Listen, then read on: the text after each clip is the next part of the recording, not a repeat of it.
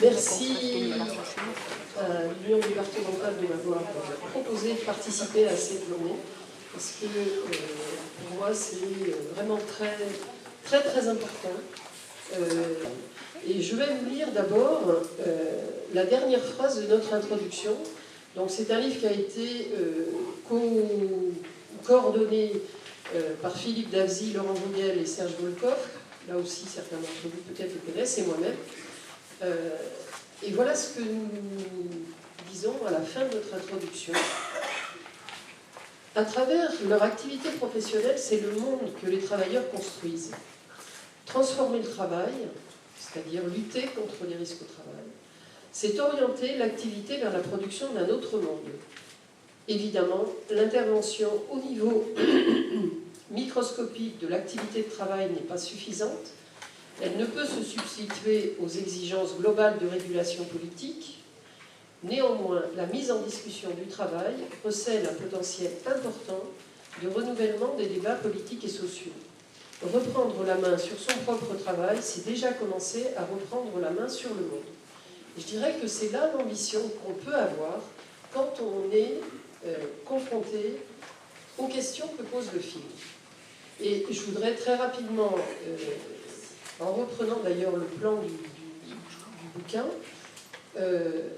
remettre un petit peu en perspective ce qu'on a vu ce matin, et puis surtout en venir aux leviers d'action qui sont les nôtres, et aussi bien vous les travailleurs, les syndicalistes qui vous battez dans les entreprises, que ceux avec lesquels vous vous battez, c'est-à-dire, pour mon compte, chercheurs en santé publique, inspecteurs du travail, on a vu dans le film, les avocats, les juges, parce que nous avons besoin d'être tous ensemble, les médecins bien sûr, on a besoin de lutter ensemble. Et c'est de cette coopération, je pense, qu'il faut aussi qu'on débatte aujourd'hui, pour voir comment chacun peut apporter sa pierre à ces luttes qui sont absolument indispensables.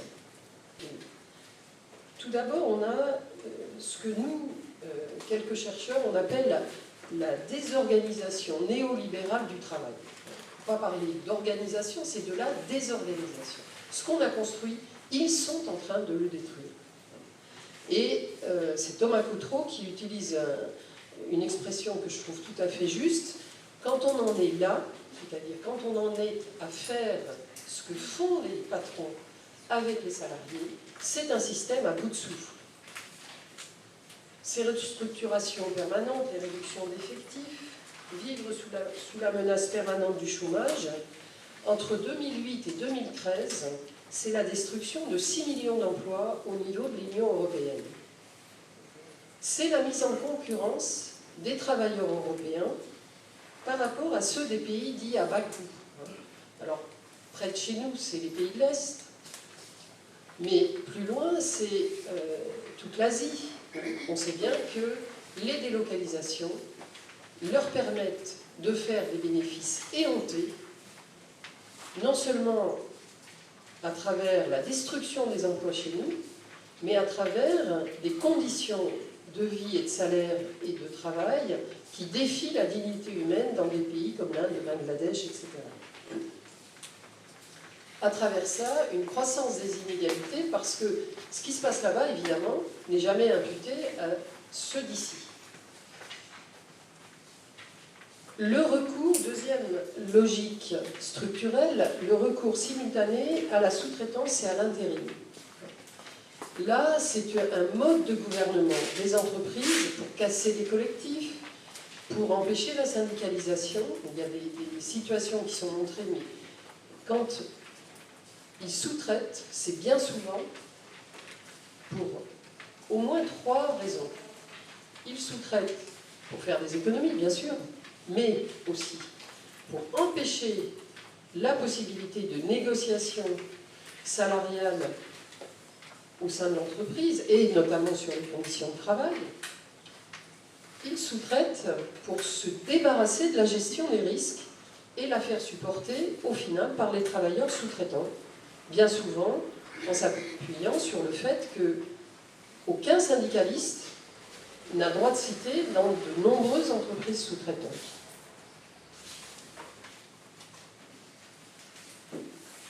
on a aussi une autre logique structurelle que j'appelle la division sociale et sexuelle du travail. La division sociale et sexuelle du travail et des risques. Division sociale des risques, je viens d'en parler, c'est souvent à travers la sous-traitance, le fait qu'on a un procédé de production dans une entreprise automatisée, un certain nombre de risques comme les risques toxiques vont être relativement maîtrisés. Je dis relativement parce qu'on aura un exemple cet après-midi avec la lycéo où le risque n'est pas si bien maîtrisé que ça. Mais disons qu'il y a quelques progrès du fait de l'automatisation. Mais dès qu'il faut ouvrir, dès qu'il faut faire de la maintenance, à ce moment-là, c'est d'autres travailleurs, moins bien protégés, moins informés, qui vont se retrouver dans les situations critiques. Division sexuelle du travail. Pourquoi j'insiste là-dessus? Parce qu'il est très important de considérer que les hommes et les femmes n'occupent pas les mêmes places dans l'organisation du travail. Et qu'à partir de là, il est très important, y compris du point de vue de l'évaluation des risques, de considérer les risques pour les hommes, les risques pour les femmes, et de spécifier ce que chacun supporte. Et on constate que, par exemple, dans la littérature, sur les risques toxiques, il y a beaucoup moins de travaux de recherche qui ont été faits sur ce qui se passe pour les femmes, et donc il y a une invisibilité encore plus grande des risques toxiques pour les femmes que pour les hommes. La troisième partie aborde les impacts du travail sur la santé. Alors, non pas selon un catalogue, mais pour essayer d'attirer l'attention et de montrer comment s'y prendre aussi pour anticiper sur des évolutions ultérieures. Alors, je vais prendre un problème que je connais très bien, qui est, je vais laisser de côté les troubles musculo-squelettiques, juste pour dire que dans d'autres pays comme le Québec, on appelle ça des lésions, ou le Brésil, des lésions pour effort répétitif sous forte contrainte de temps. Ça dit quand même beaucoup mieux ce que ça veut dire que les fameux troubles musculo-squelettiques, qui renverraient évidemment à une vulnérabilité individuelle. Donc, sur le plan des risques toxiques, là on a un continent totalement invisible. Les cancérogènes, mutagènes, toxiques pour la reproduction, donc, qui sont aussi désignés dans le Code du travail comme des agents chimiques dangereux. À dessein, je ne prends pas que les cancérogènes. On est dans une situation de triple invisibilité. On a d'abord une ignorance toxique qui est impressionnante. C'est-à-dire que la plupart des substances toxiques présentes, enfin des substances chimiques présentes en milieu de travail, n'ont pas été testées pour leur toxicité. Et on aura un exemple cet après-midi. Ignorance toxique. Invisibilité physique. La plupart du temps, ces agents chimiques dangereux n'ont pas de... Il n'y a pas de perception de la dangerosité. Ils n'ont pas d'odeur, on ne perçoit pas qu'ils font du mal. Quand ils atteignent les cellules, il est pratiquement impossible de le savoir. Un rayonnement, les rayonnements ionisants, les rayons X, les cancérogènes sont des molécules qui atteignent l'organisme sans aucune perception immédiate. Donc, ça prive les travailleurs de ce qui est souvent un outil d'alerte, c'est-à-dire que quand vous avez un mal-être, y compris psychologique, vous arrivez à le dire parce que vous le percevez. Ces toxiques, vous ne les sentez pas, vous ne les percevez pas, et en plus les effets sont différés, c'est-à-dire qu'il y a une déliaison temporelle entre le moment de l'exposition et le moment survenu du cancer, d'une attaque neurotoxique, sauf en cas d'intoxication très grave. On a par exemple des intoxications à l'arsenic qui vont donner des manifestations immédiates du type dermatose, du type perforation de poison nasal. Quand on en est là, c'est que probablement le cancérogène a pénétré dans l'organisme. Le plomb on peut le détecter avec une prise de sang, mais il ne devient dangereux immédiatement qu'à très très forte dose, mais il ne faut pas croire qu'il y a une dose en dessous de laquelle il ne se passerait rien. Il est dangereux dès les premières doses, et les dernières études sur le plomb le disent. Donc, on est en présence de toxiques redoutables où le patronat utilise ce temps de latence entre l'exposition et la maladie pour en répandre partout. Donc la troisième partie du livre prend en fait les différents types de risques et essaye d'expliquer des mécanismes pour vous aider à justement contrecarrer là les mensonges, parce que ce sont des mensonges, des industriels et des employeurs sur les conséquences sanitaires de ce que vous respirez, ce que vous manipulez en permanence dans les entreprises.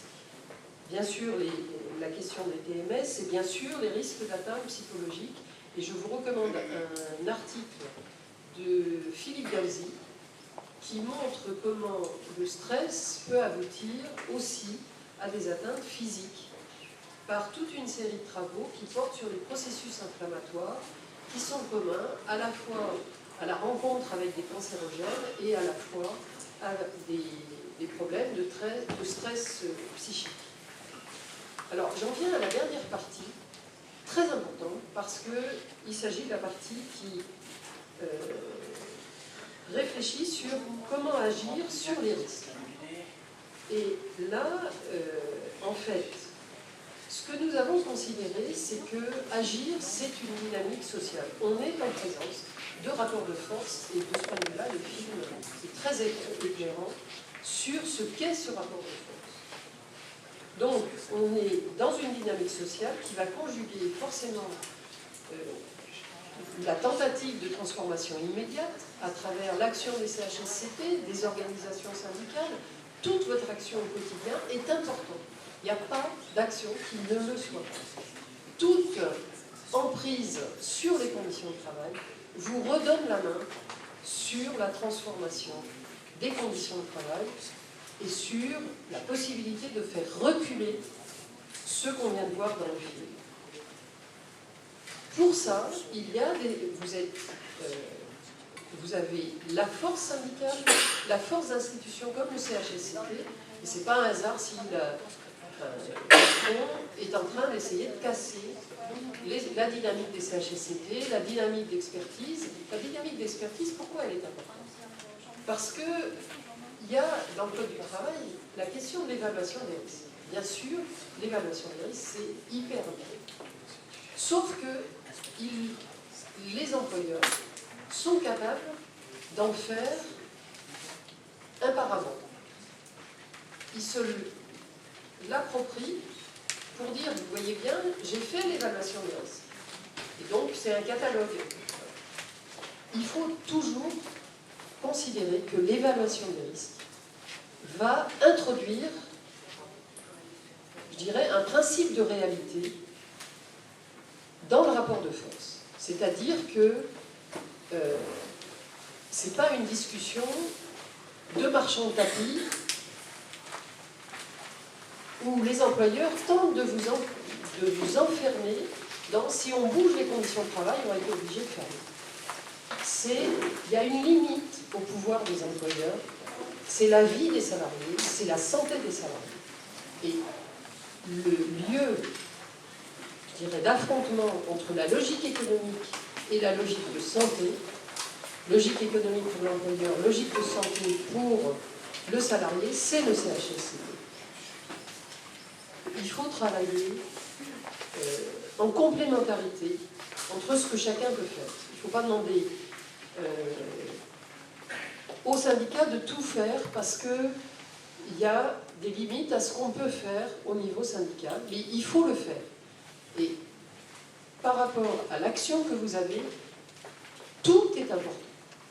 Obliger des juges aussi à rendre la justice sur des faits comme cela, c'est un outil pour la lutte, pour la transformation des conditions de travail. Je vais m'arrêter là.